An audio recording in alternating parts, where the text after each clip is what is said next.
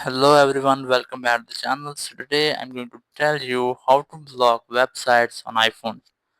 If you are using an iPhone and now you want to block websites, so let's see how can you do this. You just have to open your phone settings. In settings, just scroll down and look for screen time settings. Here's that, tap on it, and here you have to make sure that you have set in the password on for screen time.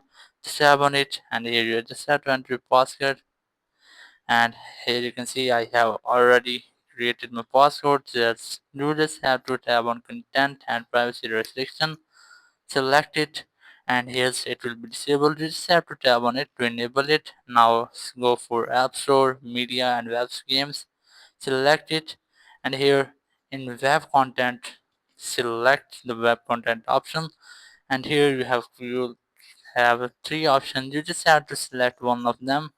If you select the second option, it will automatically limit all other websites, but if you select the third option, it will only approve websites. So that's how you can easily block website on iPhone. Thank you very much for watching the video. Until next video, bye bye.